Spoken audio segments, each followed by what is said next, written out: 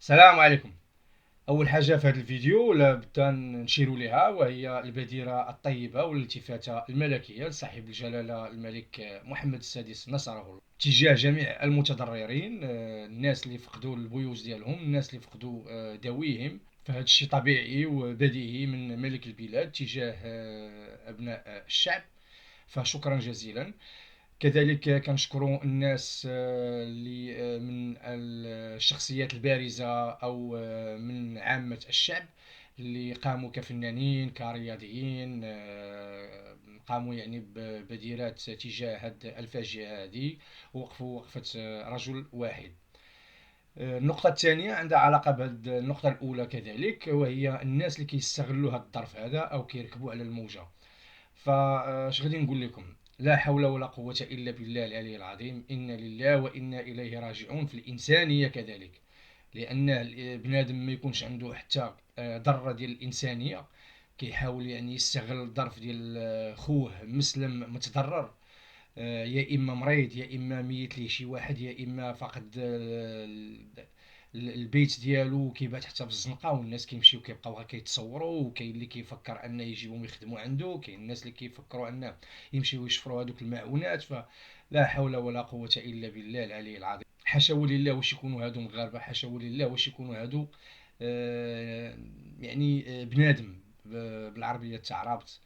فالله يهديكم، الله يهديكم والله يهديكم، ولا حول ولا قوة إلا بالله العلي العظيم. النقطة الثالثة في هذا الفيديو عندها علاقة بالمقابلة الودية اللي جمعت ما بين المنتخب المغربي للصالات والمنتخب الأرجنتيني. فكيف ما شفنا البرازيل كترقص السامبا مع المنتخب الأول، منتخب الركراكي ومنتخب الأولمبي. اليوم كنشوفوا الارجنتين للمره الثانيه بالمغرب كترقص التانغو، ولكن هذه المره على 7 نغمات مغربيه. فالمقابله كانت رائعه، اللاعبين كانوا يعني في المستوى العالي. كاين عمل جبار اللي كيتقام صراحه، اللي كيترجم على رقعه الميدان. شكرا للاعبين، شكرا لهشام الدقيق، شكرا للحارس على هذا المستوى هذا.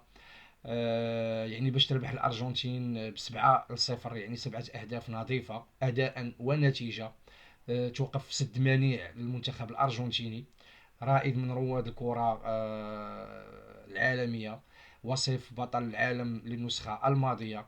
عاد كنعرفوا يعني الروح ديال المنتخبات العالميه، خاصه اللي كيبغيو يبقاو يعني محتفظين على الترتيب متقدم، وخاصه يعني اللاتينيين كالبرازيل والارجنتين. فهاد المنتخبات يكفي على انه يكون كيلعب شي مقابله فكيبان ليه الفوز ولا شيء غير الفوز، ما كيفرقوش ما بين يعني مباراه وديه او رسميه او مباراه شكليه او تحصيل حاصل.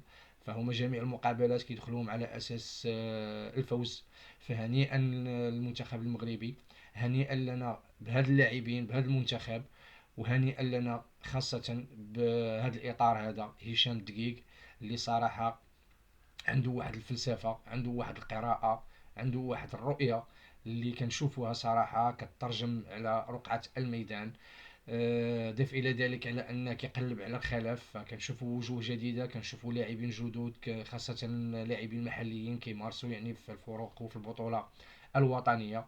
فكاين عمل جبار كيتقام، كاين مجهود وراء كل هذا جنبا الى جنب مع الجامعه في شخص فوزي القجع. فشكرا جزيلا لكم، طلعنا معكم دابا سقف الطموح.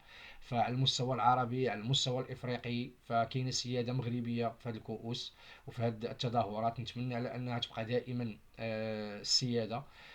نتمنى يعني التألق يعني في النسخة المقبلة لكأس العالم للقاعات، لأن هذا الشيء اللي كنشوفه كيخلينا أنه نحلموا معكم ونمشيو بعيد إن شاء الله. فبالتوفيق وشكرا جزيلا مرة أخرى. النقطة الرابعة والأخيرة في هذا الفيديو عندها علاقة بعودة انطلاق البطولة المغربية من جديد نهاية هذا الأسبوع. كان هناك تضارب في الآراء ما بين معارض ومؤيد مع أو ضد انطلاق البطولة، خاصة في هذه الأيام وخاصة في هذه الأسابيع وفي هذه الظروف اللي كتعيشها البلاد. شخصيا ضد يعني عودة انطلاق البطولة. البلاد باقا كتعيش والناس باقا كتعيش، يعني انتكاسة، كاينة كارثة، كاينة فاجعة، كاين ناس مرضى، كاين ناس اللي بدون بيوت، كاين ناس اللي باقيين مفقودين. فشخصيا كنت كنحبذ انه ما تنطلقش البطوله في هذا الظرف هذا، ولكن شاء الله ما قدر فعل. فالجامعه المغربيه والعصبر تاعو على ان تكون انطلاقه هذا الاسبوع هذا، عندهم يعني القراءه ديالهم لهذه المسائل، عندهم الرؤيه ديالهم علاش بالضبط غتنطلق في هذا الاسبوع هذا. نتمنى فقط على انه في حالة ما غادي يكون يعني تنقل الجماهير فيكون تنقل سلس وتنقل سهل.